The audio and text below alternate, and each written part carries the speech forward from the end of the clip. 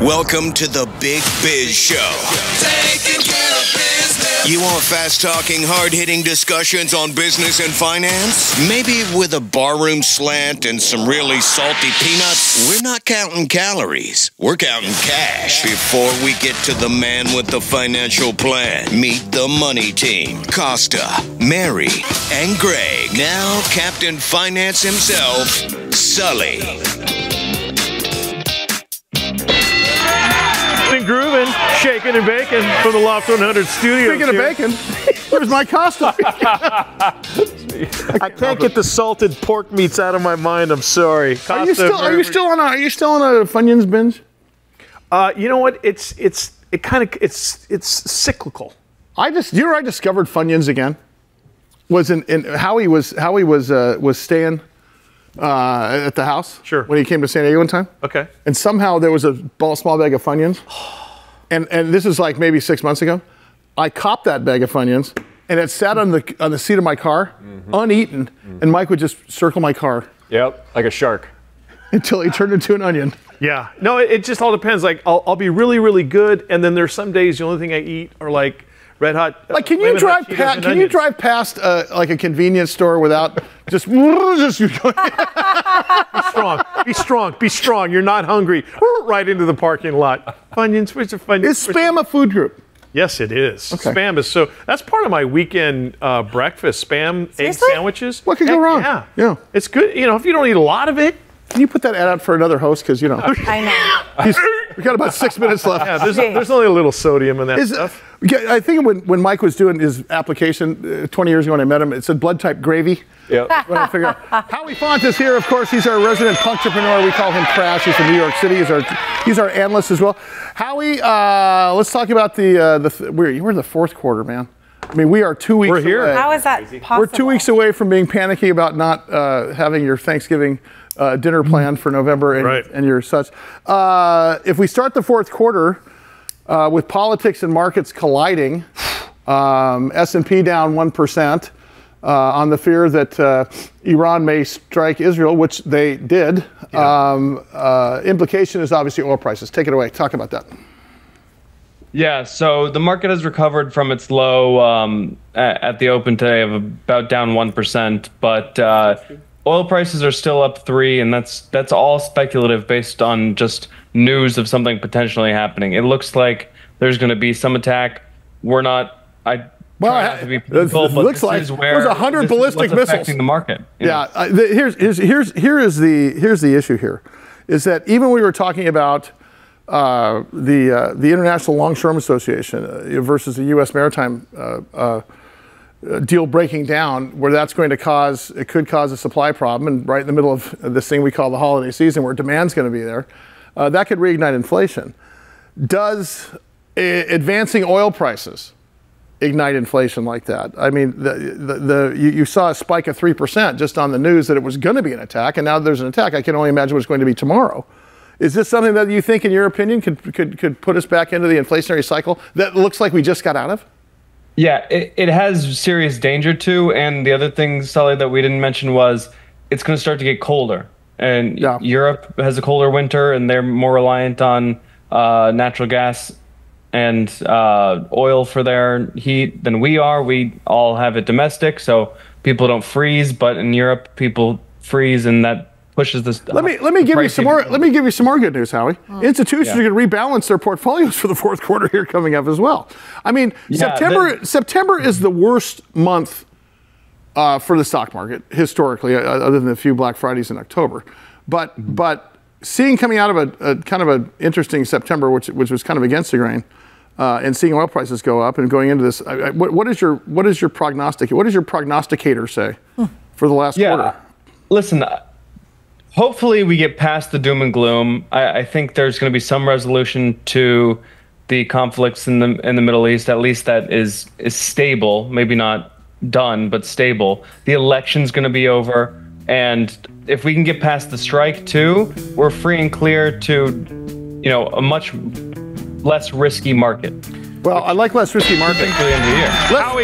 Less risky is my gang name, by the way. Yeah. How are Funyun futures looking today? Have you checked lately? I was just listening for the sound of donut. coming live from the Loft 100 studios. As always, we really appreciate you being with us. Mike Costa, Mary Byrd Godwin, Greg Todoroff, and the man wearing the beautiful, handsome green sweater. You like that? Sully. I like great it. Sweater. Yeah. I think he's working you on that. Yeah. You know what I am? Is just a week ago, Greg and I were surfing our trunks in a vest. Yeah, true. In 70-degree water, and now it's. I'm willing fall to come on. Aren't you ready? Yeah, I'm ready. Yeah. Well, it kind of feels like it's here, doesn't it? Yeah. Although we have somewhat of a slight heat wave this week. We do? That's just coming off California. You. It's like and sometimes I'm next to you. That's what I'm saying, Mary? I do. Is the time? It's happening. Oh, the change. There's been a few times where I'm like, who turned the heater on? And I'm like, oh, damn. And on that subject, let's bring up Todd Rampe, our options expert. Hey, Todd. Yeah. Great to see you. How you doing? I can't even look at you. We always give him the best intro. Speaking of hot flashes. Yeah. Jesus. I know. You coming in studio too, Todd? We've got some requests over here. You're coming to San Diego. Hey, do you know my wife is sitting right there, so. Yeah, we can't see her. Doesn't matter, Don't matter where you get your appetite. Doesn't come home for dinner. That's what they say. Hey, yes, this is why they won't put us. They'll put us in Bloomberg in Mexico. They won't put us in Bloomberg here in the States because sections like this. The bar rooms. You are the from the Wealth Builders Institute. You are you're the stock options king, and you have sort of talked about renting shares. Do you know what I want to do? And I want to go through it again with you today. I think we should do a paper trade case study with you over the next several months. Love it. And figure out how people can actually learn how to do this, and not suggesting that we can do your whole seminar, in 10, 15-minute increments on the TV. But I think if we do it every week or a couple times a week to where you're on and teaching us how to do this, I think there's a way for people to get involved in the stock market. Look, the stock market is not the economy. I say it all the time. 100% of us participate in the economy. I think it's about 47% of us participate in the stock market. Got up to 58% during COVID. But more people, don't you think, Todd, would get involved in the stock market if they knew they didn't have to save up 50 grand? They could do it with $5,000 or $10,000 at a time? 100%. And I have the perfect strategy to do that paper trade test with you. It requires my favorite trade. It's called a slingshot trade. I can teach anybody how to do it in probably 30 minutes. And it's something that happens anywhere from about 2 to 6 times a day. And anybody in the studio can follow along once you see the rules of engagement. And it would be a great thing to do on a day-by-day, week-by-week basis so you can see exactly how effective this strategy is. Hey, Todd, there's only 2 paths to wealth in this country. You either have to own real estate or you have to own a business. Owning a piece of stock or an option is owning a business. If you own 1 share of Apple, you're owning a business. Yep. You're owning a percentage of the business. And I think, to your point, I hear you say all the time that people don't know where to turn to achieve what you call a comfortable life. And you could be a 9-to-5er. You could be a part-timer and still do this, correct? Yes. As a matter of fact, my most successful students only trade about 2 hours a day. They trade from the opening bell to typically what I call the morning lunch, the lunch hour and the morning session. And they realize that if they sit and wait patiently and only take the best of the best trades, the ones that I call A plus high value trades, everybody calls them high probability trades, that they don't have to trade very often. They can get in, out, and be down the road.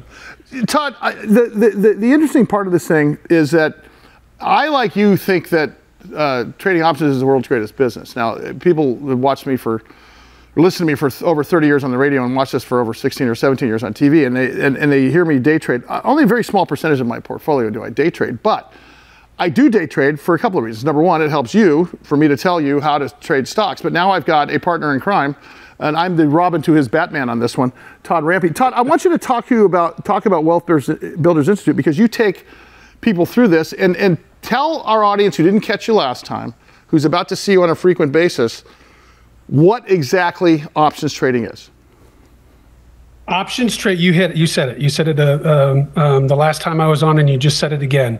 Options trading is renting the share of stock, so you don't have, or 100 shares per contract is literally what it is. That way you don't have to come out of pocket a tremendous amount of money to participate in trading stocks. The only downside is that they have an expiration. I can't remember what the exact definition of options is, but it's something like, buying a predetermined asset at a predetermined price and having it expire by a predetermined time, something like that. And being able to come in and get in and out of the market, which, by the way, most people are more comfortable, even though, the three types of trading, three types of markets. It's buy and hold, it's swing trading, and it's day trading. And everybody looks at day trading like, oh, that's gambling, until they realize you're in and out and you're safe. Like I said last time. In the same day, correct? In the same day. Yeah. Or in cash at the closing bell. Yep. Todd Rampe is the founder of the Wealth Builders Institute. Find out all about him and Wealth Builders Institute at wealthbuildersinstitute.com. Todd, so are slingshots going up in price, or are they going down in price? No. Remember the wrist rocket? Oh, yeah. Man. Hey, when Todd, when you see the pattern, you clearly see it, and it doesn't matter if the market's going up or down. Slingshots to the upside, slingshots to the downside. Somebody who is standing on square zero and is like, oh my God, Todd, I want to do this. I want to do it with you. What is their biggest mental hurdle? It's got to be risk. It has to be risk. Is it risk, or is it you're speaking Russian to me right now. Okay. What is it? There are two emotions in trading, and that's it: fear and greed. And market runs on two emotions: fear and greed. Rusty Nails used to say it runs on beer and weed, but it's fear and greed. Continue, sir. That's back when it was illegal. Yeah, now it's legal. Yeah, it's not even any fun anymore. Hey, as you're explaining this, I also want you to take consideration in your answer here in terms of the two factors that people are thinking. You've got people that will only do something if it's 100% risk-free, like your parents that are 90 years old. Mm-hmm. Then you've got moderate risk and you've got low risk. That's got to be part of what they're concerned with, right? Definitely. And one of the things that I drill into every student's head is that you have to mitigate risk. You have to get into a trade and immediately put your stop in, a very small stop, so that you don't risk a lot of money and have that potentially wake you up in the middle of the night in a cold sweat wondering what the hell you did. So that's what I talk about in my trading when I talk about day trading. It's called refuse to lose. I refuse to lose 5%. I put a trailing stop in. The second I buy a stock, I sell it. Or at least I put an order in to sell it, and a 5% trailing stop is what he's talking about. And what that means is you can set it and forget it. It means that, again, in the middle of the night, or if you wake up in the morning and the market's open here on the West Coast at 6:30, the East Coast, they open up at 9:30 in the morning, and you've missed that because of a meeting or you're sleeping. Stock went down 10%. Well, you got out when it lost 5%. You refused to lose 5%. It's sort of the same thing you're talking about here, correct?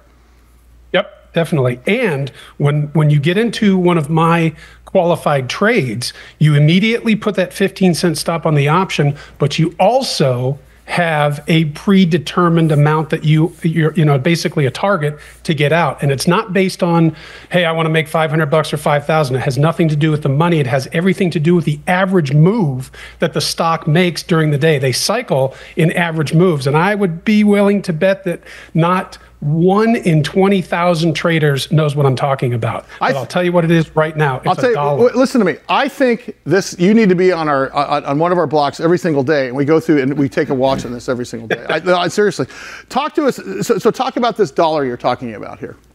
Okay, so you get into Tesla, and by the way, Mike, I emailed you a copy of a trade that I took, I think it was Thursday or Friday, just so you can see what my charts look like. You see my matrix. It's real. Stock symbol TSLA, by the way. Tesla. All right, continue, Todd. Take us through this.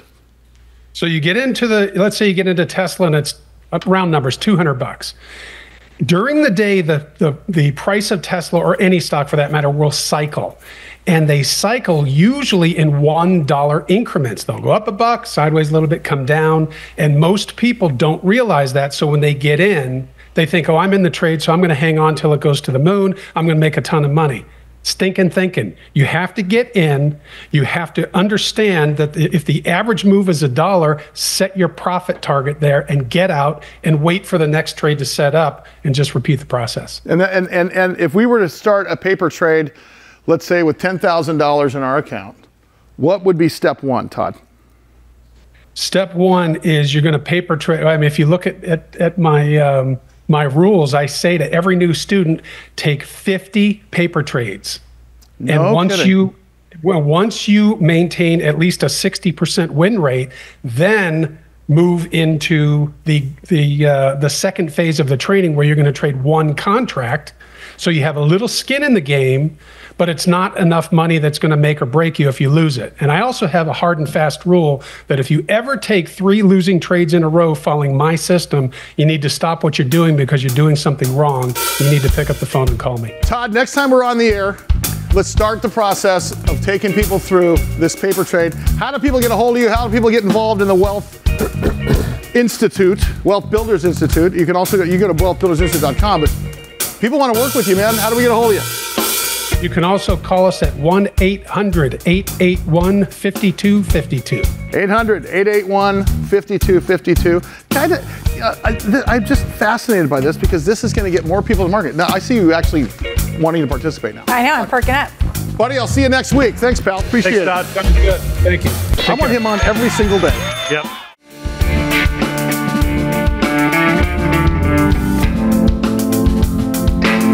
It is time for the Sports Biz Minute. It's brought to you, as always, by the great people at Prize Picks, the largest daily fantasy platform out there. It's so simple to sign up. Just go to prizepicks.com. All right, we're going to start off in baseball. An 18-year-old fan is suing collectibles marketplace Golden for the ownership rights to Dodgers star Shohei Ohtani's 50th home run ball. Attorneys for Max Mattis, who says he grabbed the ball before it was taken from him as a result of civil battery, filed a lawsuit in Florida seeking to stop the sale of the collectible. The sale is set to open for bidding tomorrow on eBay with an opening bid of $500,000. Bidders will be able to purchase the ball outright for $4.5 million up until October 9th. So we'll see how the lawsuit pans out. UFC news. The UFC has reached a new settlement in one of its antitrust lawsuits and hopes a judge will greenlight it. TKO Group, UFC's parent company, reached an agreement with the plaintiffs of Lee versus Zuffa that will pay $375 million in the class action lawsuit in which former fighters allege the MMA promotion violated antitrust laws. The lawsuit dates to 2014 when the UFC was accused of violating laws by paying UFC fighters less than they were entitled to and hurting other MMA promoters with those practices. Finally, in college sports, Air Force and UNLV expected to remain in the Mountain West Conference. Both schools were incentivized to stay with significant financial packages made possible in part by the collective exit fees. The conference's 5 departing members, which are Boise State, Colorado State, Fresno State, San Diego State, and Utah State, will be responsible for paying to leave for the Pac-12. Each school expected to pay roughly $18 million to depart. That's the Sports Biz Minute, brought to you by Prize Picks, the largest daily fantasy platform out there. So simple to sign up. Just go to prizepicks.com. Once again, here's Sully.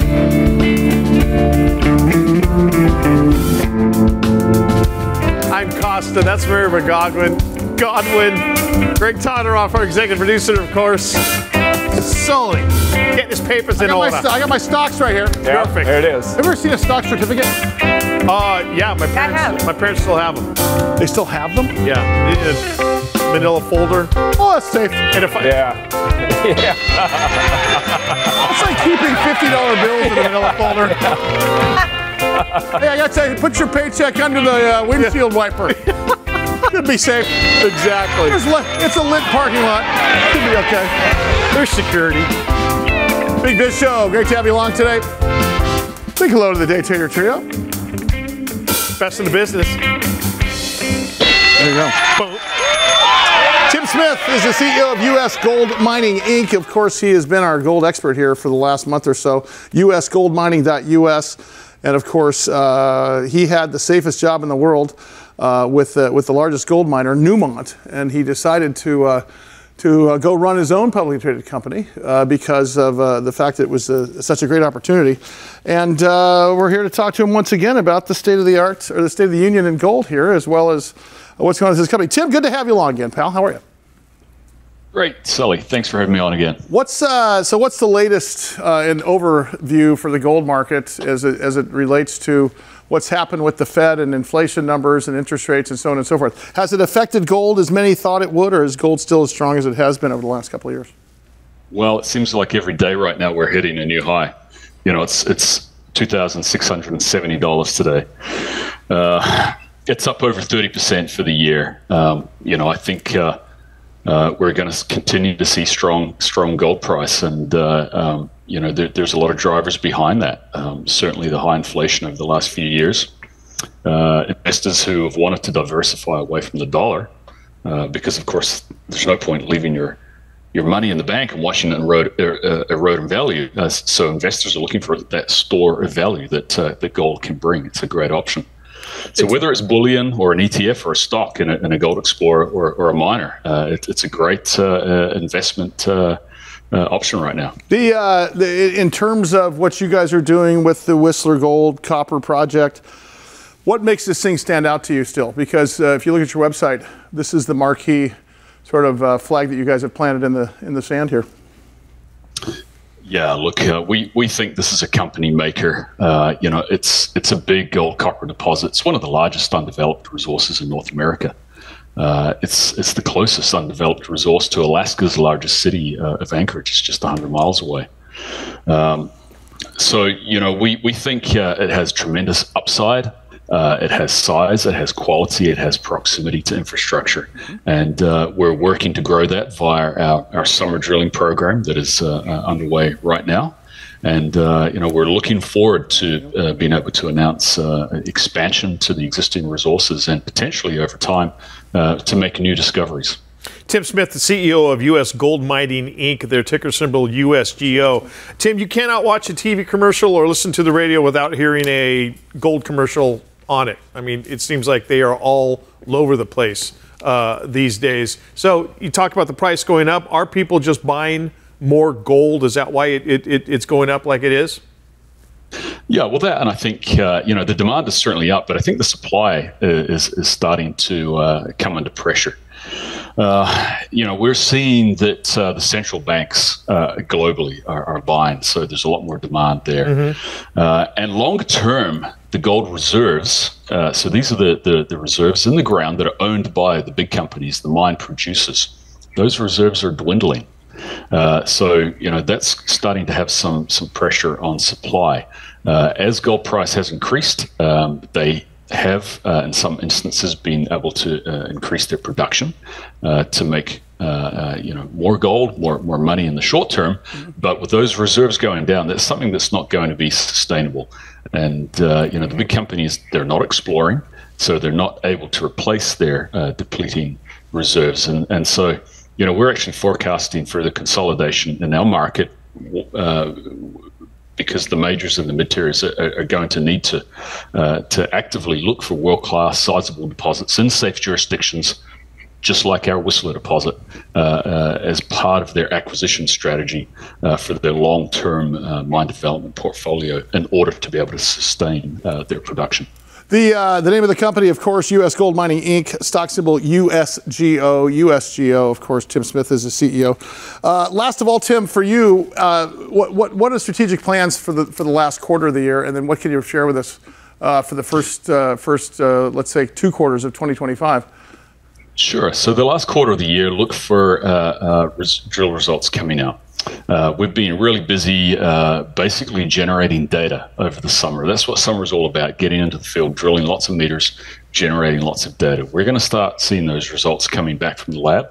So we're going to have news flow coming out in Q4 around what those drill results look like. And then longer term, we'll be taking those results and updating our geologic model and our resource model, and ultimately blending that into a mine plan to really study the economics of what we think will be a very strong and compelling future mine development opportunity in Alaska. Tim Smith, the CEO of U.S. Gold Mining, Inc., their ticker symbol, USGO. Tim, always appreciate it. Always appreciate the education. It was golden. It's the Gold Corner Minute with Tim Smith. It was gold, right, as they say. It was gold. Thank you, Tim. We'll talk soon. Good guy. All right, Big Biz Show, bigbizshow.com is our website.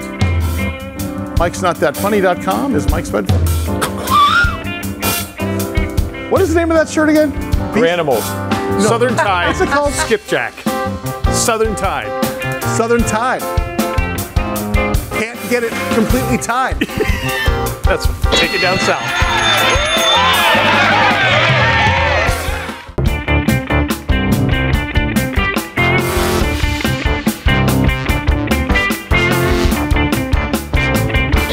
The Big Biz Show for the Loft 100 Studios.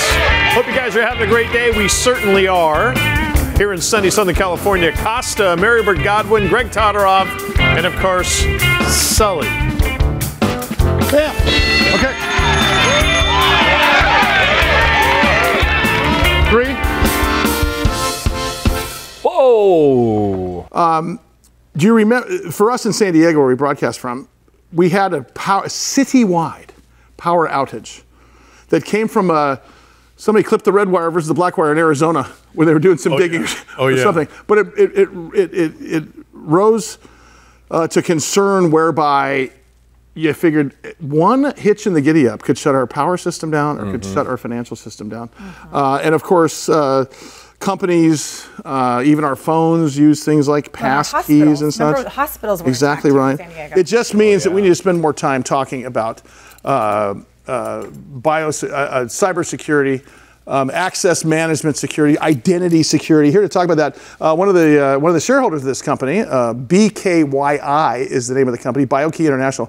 One of the shareholders of this company contacted us originally about this, and of course, Mike DePasquale is the chairman and CEO. He's the expert on this, so we thought we'd bring him back on the air. And of course, there he is. Michael, how are you, sir?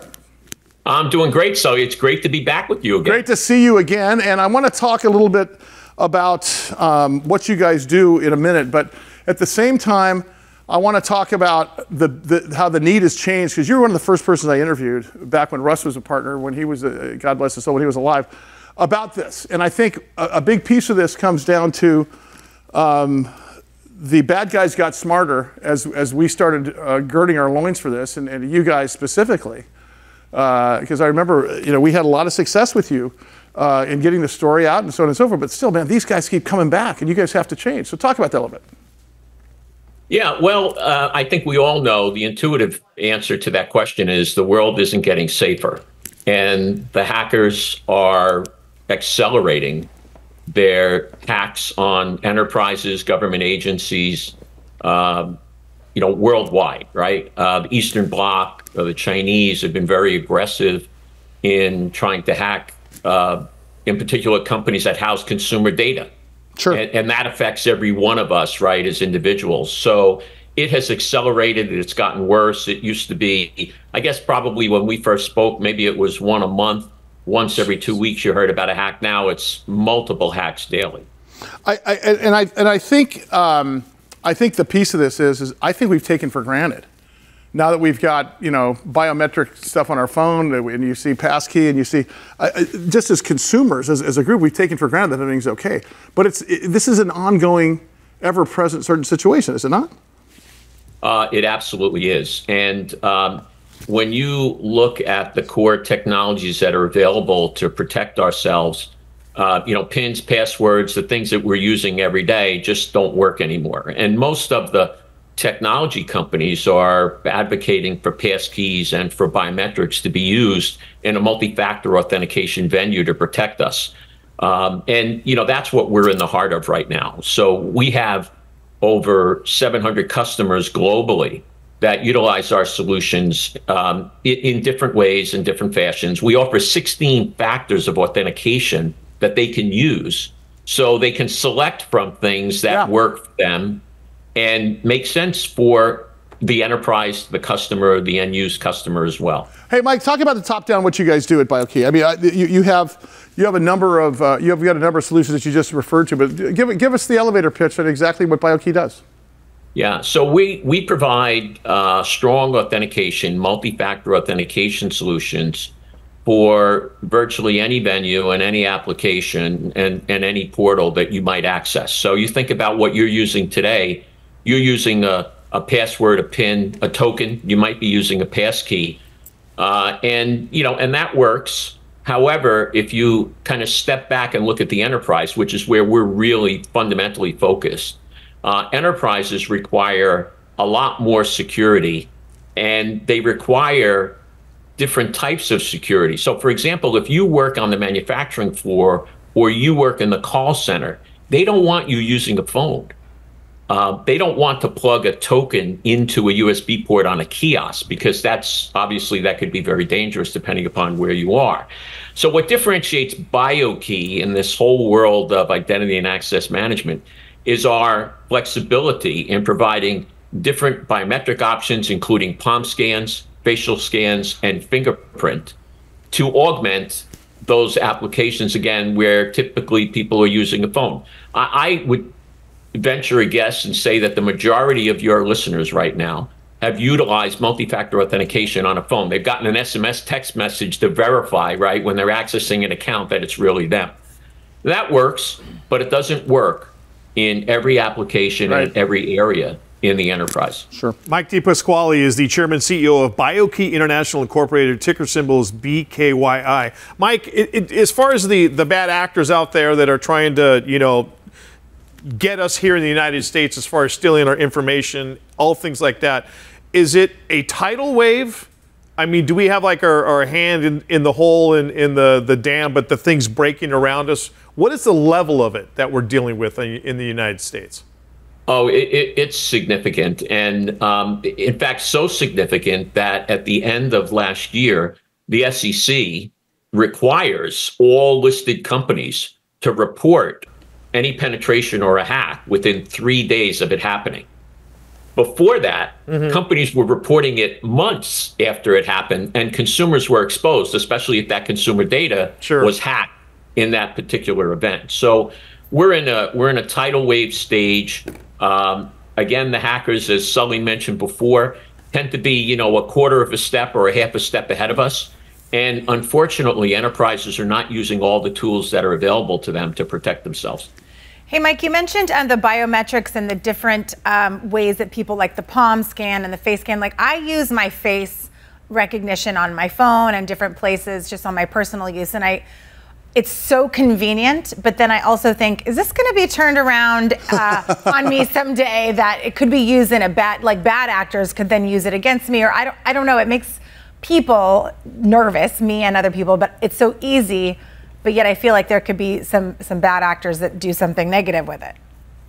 Yeah, well, look, any technology, you remember the advent of the internet, right? When it came along and everyone was using the internet, there were great things that, enabled, right, access to everything. And there's also, again, access to everything and access to bad things. So any technology has that upside and downside. But biometrics have been used now for many, many years to secure access to devices and to applications. Good quality biometrics have all of the stopgaps embedded in them to be able to stop that kind of a threat, meaning that your biometric would be stolen, it could be used or duplicated or replicated. So again, the kind of technology that we provide, because we're very, very focused on the high end of the market in enterprise and in governments, is very, very secure. I never say never, but it's probably the most secure, convenient technology you can utilize today. Okay, and you mentioned the term passkey, and I wanted to know how that relates to, because I keep hearing that word all the time come up, password versus passkey, and I'm not sure I understand what that means. Can you elaborate on that? It's kind of an exciting thing, actually. Think about it. Yeah, so passkeys are a security, they're an advanced security methodology that has you utilize your device, right, as a factor of authentication that's registered in some sort of a central authority.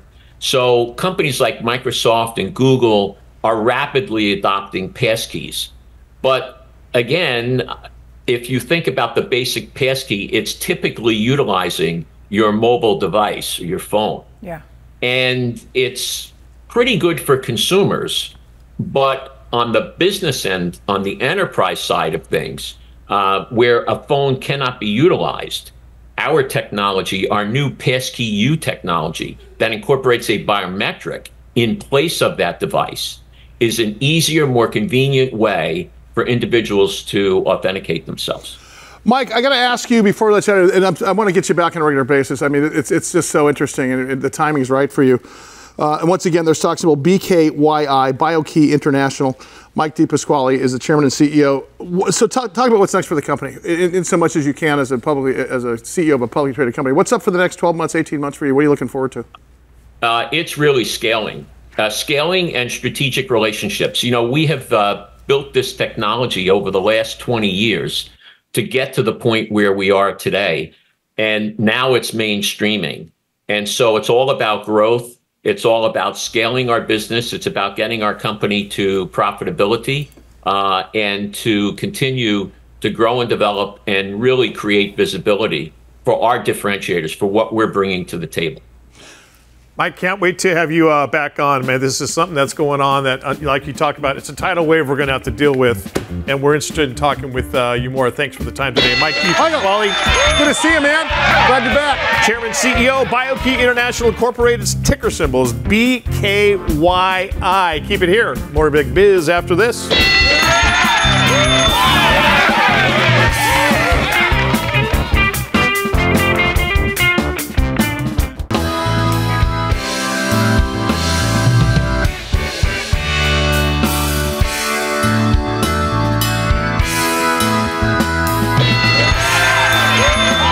Show continues. Southern California, Loft 100 Studios. Hope everyone's having a great day. Thanks for being along for this crazy ride. Costa, Mary Bird Godwin, Greg Todorov, our executive producer, and of course, Sully. Big Biz Show. Thanks for swinging by today. So good. Let's talk to Eric Dresselhuys, CEO of ESS Inc. GWH is their stock symbol. GWH had a huge announcement in Australia this week, and I wanted to unpack that because, again, talking about long duration energy storage that's safe, and of course, this chimes into an election that's coming up. It chimes into many states of the union where we are in California here. I know many of you are watching television in other countries and listening to us in other states and cities as well. But boy, it's top of the news, and the importance of long duration energy storage is sort of a game changer in terms of our pocketbooks going forward. But first, let me give you Eric Dresselhuys. Eric, welcome back. Let's talk about this Australia announcement. Unpack that for us, if you would. Yeah, I mean, it's a big deal. It's a big deal for ESS, and I think a big deal for the industry. What happened was, we have a partner that we work with in Australia, a company called ESI, and they were given a $65 million investment by the state government of Queensland, Australia. And that's important because they are also the largest buyer of batteries in Australia right now. They've set a target of something north of 3 or 4 gigawatts of batteries. And so this is it's an investment, it's a large commercial deal, and I think it's really going to set the tone not only for the rest of Australia, but really set a model for other countries around the world. So we're excited as we could be. You know, one of these things we've talked about, Eric, in the past is proof of concept and adoption, and this just goes to that column, doesn't it? I mean, and you just mentioned this opens the door and on-ramps to other countries, and hopefully accelerates the U.S., correct? Yeah, well, I think what it says to people is we've moved past the let's try it and see if we like it phase, and let's get on to doing it at scale. Because, you know, one thing about infrastructure, whether you're building grids or highways, is it takes a long time to build it. So if you want to be somewhere, you know, get to a destination by 2030, you better be, you know, actively building today, or you'll just run out of time. So I think the message here is it's prime time and ready to scale. Eric Dresselhuys, CEO of ESS Incorporated, ESS Incorporated, their ticker symbol GWH. Eric, the last time we had you on, we had just had a massive lithium battery fire here in San Diego. The whole county stunk like burning tires and whatnot. When incidences like that happen, nationally or internationally, do you see an uptick of either people calling you or businesses starting to talk in terms of we need to change the way the batteries we use and the way we store our energy. And in addition to that, you were at a conference when this happened. Yeah. Was it even talked about then? I think you mentioned something about it. It was all the buzz on the conference floor. I think the short answer is yes. People start to, when the first one happens, you think it's an anomaly. The second one happens, you hope it's not a trend. But I think that was the fourth lithium battery fire in San Diego County this year. Yeah. So at some point, you just have to kind of wonder, is this really the right technology for this job? Lithium's great in your cell phone. Lithium's great at small scale. But when you do it at large scale, it shows a consistent pattern of having these kinds of safety issues. And one of the things that we see happening in the world of batteries these days is people want to put the batteries closer to where human beings live, right? Because that's where we need the resiliency and the reliability on the grid. And that's just not compatible with something that's going to have a safety issue. The thing that's interesting here is you and I first started talking about a year or so ago, and we were talking about how we saw the long duration energy market going over the next 10 years. I got to say, that's accelerated from what you and I both thought at the very beginning. Would you agree with that at this point? Yeah, absolutely. I mean, it's I suppose it's common to other technology trends we see.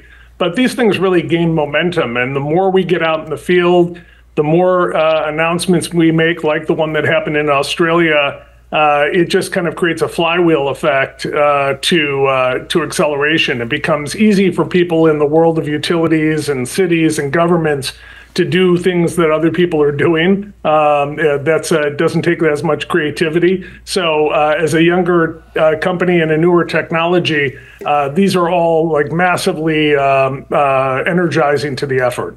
The name of the company, of course, is ESS Inc. GWH is a stock symbol. Eric, we ask this every time you're on there, but I'm going to continue asking this. I think it's interesting because you guys are sort of at the tip of the spear here for disruption in your business. What are you looking forward to most for the last quarter of the year, and then, of course, over the next 18 months, and as much as you can share with us? Yeah, well, we've been really open about the fact that we're starting to turn the crank here and ramping up our manufacturing capabilities. We announced a big financing with the EXIM Bank of the U.S., the Export-Import Bank, to help use low-cost interest loans to help build the manufacturing capability on very favorable terms. So we're implementing against that and just shipping more product and continuing to work with the regulators to get the regulatory mandates moving in the right direction. And I think we're going to have a great finish to the year. Love it. He is Eric Dresselhuys, CEO, S Incorporated, ESS Incorporated, their ticker symbol, GWH, making big things happen. There you go. Eric, always appreciate it from you, man. How's your EV?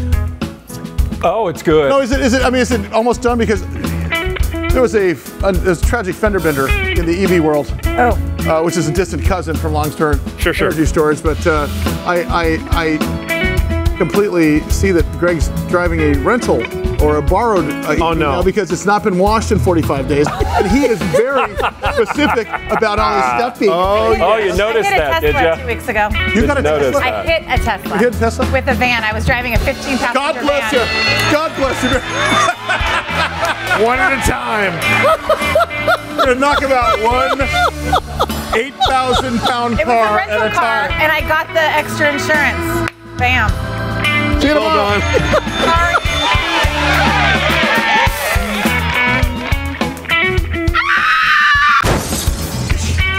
I did. And then she did this. I'm out of here. I wrote a note. Troika is a brand consulting, creative design, and content group that holds the view that brands are a company's most valuable asset and that the most enduring brands forge strong emotional bonds with audiences and supporters.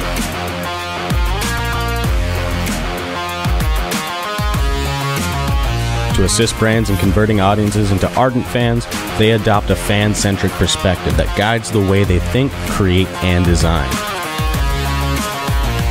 Their craft is a blend of art and strategic thinking to create a holistic and meaningful brand experience that builds highly engaged, loyal audiences. Using immersive live experiences, brand partnerships, PR, social media, and influencer marketing, Mission is a communications company that helps brands stand out by interacting with consumers from a cultural perspective.